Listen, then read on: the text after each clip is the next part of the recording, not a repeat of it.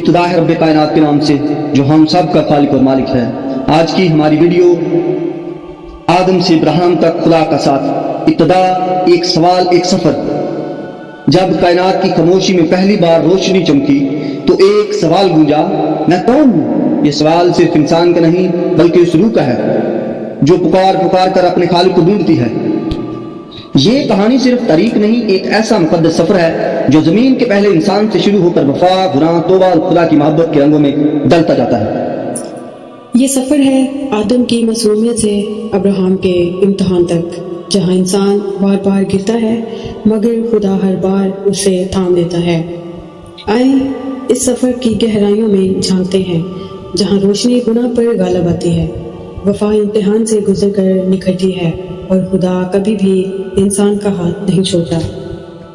یہ ایک زمانہ تھا جب زمین و آسمان میں صرف محبت تھی، جہاں خدا نے انسان کو اپنی صورت میں پیدا کیا۔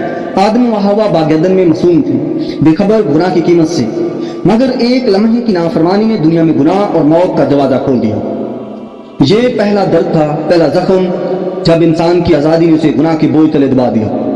پھر بھی خدا کی رحمت جاری رہی، انسان کے ساتھ وفادار، محبت کرنے والے رہنما تھے۔ قائن و حابل، پہلا قتل۔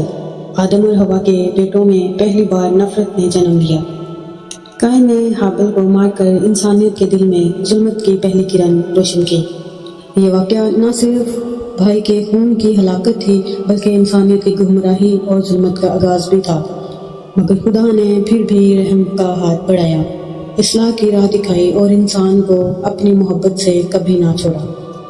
حضرت نوح اور طوفان، قیامت کی آندھی میں روشنی کا پیغام۔ دنیا برائی اور بدکاری میں غرق ہو چکی تھی، ہر طرف تباہی کا سما تھا۔ خدا نے نوح کو منتخب کیا تاکہ وہ اپنے رستے سے ہٹے ہوئے انسانوں کو واپس صحیح رستے پر لائے۔ طوفان نے پوری زمین کو ڈھانپ لیا، ہر چیز کو مٹا دیا، لیکن اسی تباہی کے بیچ خدا کی رحمت نے نوح اور ان کے اہل خانہ کو بچا لیا۔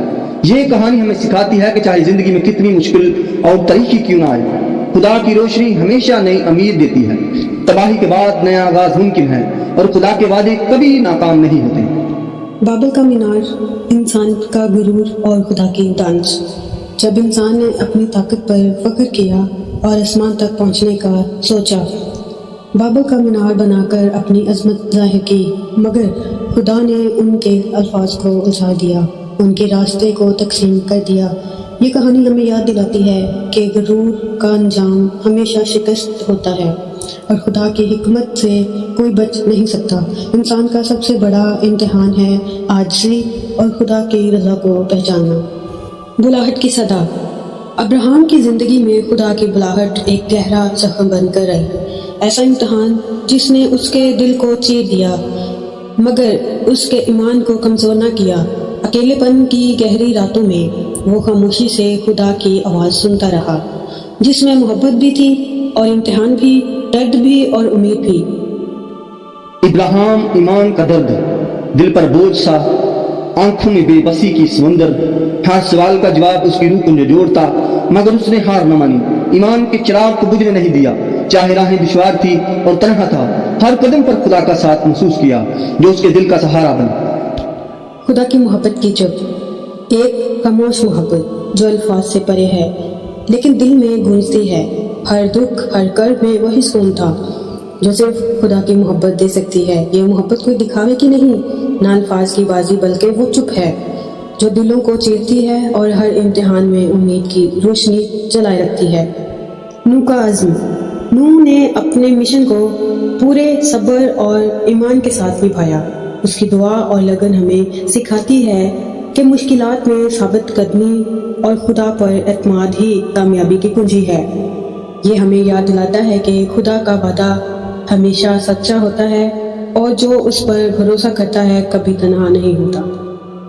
آدم سے ابراہیم تک یہ سفر محبت ہے، جہاں گناہ کے سناٹوں میں بھی خدا کی روشنی ہے، ہر درد میں چھپی ہوئی ہے رحمت کی صدا، ہر آزمائش میں وفا کا دیا جلا ہے۔ خدا نے کبھی دلوں سے ہمیں جدا نہ کیا ہے، غموں کی تاریخوں میں بھی اس کا نور رہا ہے۔ یہ داستان ہے ایمان، صبر اور دعا کی۔ آؤ ہم بھی ساتھ چلیں خدا کی راہ پہ۔ اے خدا جس نے آدم سے ابراہیم تک ہمارا ہاتھ تھاما، گناہ اور آزمائشوں میں ہمیں اپنی رحمت سے نہ چھوڑنا۔ ابراہیم کی طرح ہمارا ایمان مضبوط کر اور اپنی رحمت سے ہمارے دل روشن فرما. ہمیں اپنی راہ پر چلنے کی توفیق دے اور ہر حال میں تیری موجودگی کا احساس عطا فرما. فلاں یسوع مسیح کے نام میں آمین.